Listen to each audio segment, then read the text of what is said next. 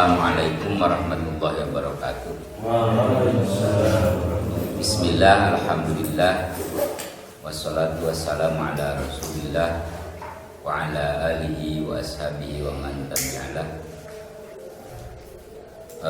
Baiklah teman-teman sekalian, pada episode ngabuburit perdana kali ini saya ingin mencoba mengingatkan kembali tentang satu di antara ciri orang yang bertakwa itu, sebagaimana yang pernah mungkin teman-teman melihat perkataan saya, apa yang disampaikan oleh Nabi Sulaiman Nabi Daud alaihissalam kepada Nabi Sulaiman alaihissalam, bahwa orang bertakwa itu salah satu sikap batinnya adalah ridho, rela, husnul ridho bima qaddala, baik terhadap apa, baik rasa ridho terhadap apa yang sudah dicapai. Jadi tidak ada keluhan, tidak ada penyesalan, tidak ada kemarahan,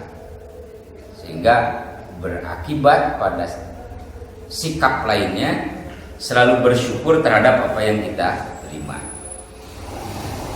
Ada banyak kisah tentang keharusan atau seseorang ridho menerima apa yang sudah dicapai.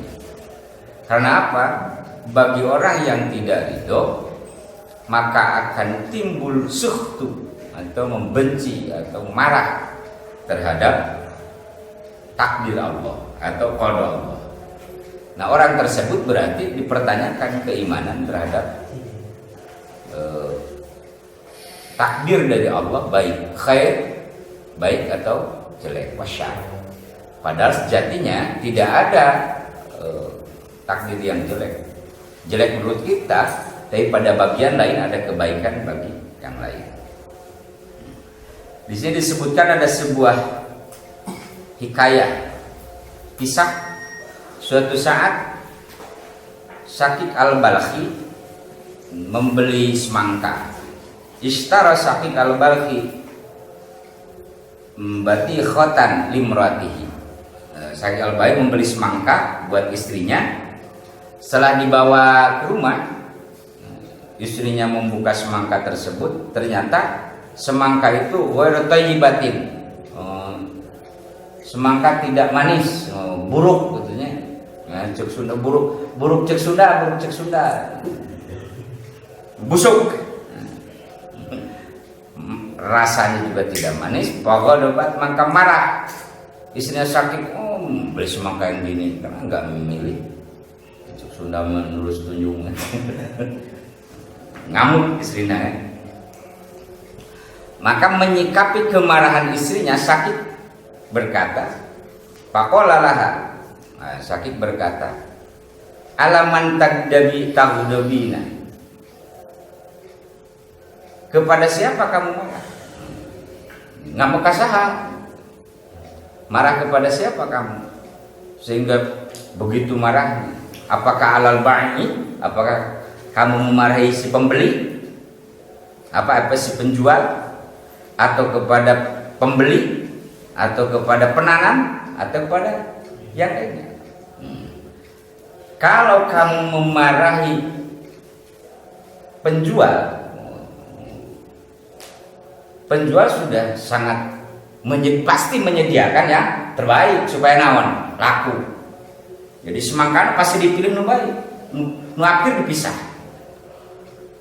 Nah, berarti kamu bukan marah tidak layak kamu memarahi penjual. Berarti yang kedua, kamu punya kemungkinan memarahi kepada pembeli. Sedangkan pembeli yang namanya mengeluarkan uang pasti memilih yang terbaik. Maka kamu tidak pantas memarahi saya selaku pembeli. Kang Gus milih halus-halus carekan pemajikan. Nah, tiba-tiba kata Syakik, berarti kamu memarahi punya kemungkinannya kepada penanam, petani. Padahal petani sudah memupuk, sudah menyiram, gitu. Bibit nanu bagus, pasti ingin menghasilkan yang baik. Maka kamu tidak pantas memarahi penjual, tidak layak memarahi pembeli, dan tidak pada tempatnya memarahi petani. Sisa kemarahanmu adalah kepada pencipta. Berarti secara tidak langsung kamu memarahi zat Allah yang menciptakan semangka. Gitu dah. Jadi kalau kita memarahi kondisi yang ada, berarti secara tidak langsung atau diakui atau tidak, kita telah marah kepada Allah. Maka kata Syekh Al-Balkhi, pattakillah, hendaklah engkau bertakwa kepada Allah, wardi, ya, hendaklah engkau ridho dikodai terhadap ketentuan Allah. Pabakat, maka nangis istrinya, watabat, tobat, dan ridho terhadap apa yang ditentukan Allah. Pemajikan orang dicarekan, mus angkat Allah, karena istri wali langsung nangis, tobat kepada Allah. Nah, dari kisah ini harus kita bisa mengambil pelajaran. Hendaklah kita selalu ridho apa yang diberikan pada kita. Wardho bima qasamallahu laka takun agnan nas. Hendaklah engkau rela terhadap pembagian dari Allah kepadamu, maka kamu akan termasuk orang yang paling kaya. Orang yang selalu kurang kan, orang yang tidak ridho terhadap pemberian Allah. Ini dikasih ini kurang, dikasih ini kurang, padahal Allah sudah mengatur. Kalau tidak ridho, maka akan lahir hasud. Seakan-akan Allah salah memberi nikmat, harusnya kepada saya bukan kepada orang lain. Ngaco. Hasud menghapus segala pahala amal, kan resikonya lebih tinggi. Jadi dari cerita ini hendaklah kita menerima apa yang telah kita terima apa adanya.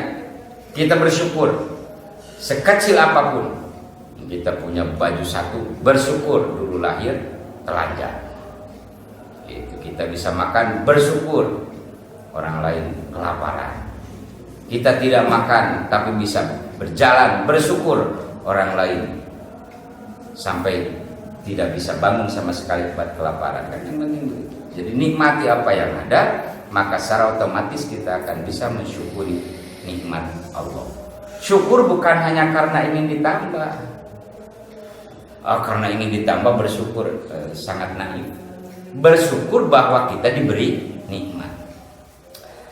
Supaya kita bersyukur jangan melihat bentuk nikmatnya, tapi tujuan kita adalah kepada mun'im, kepada pemberi nikmat.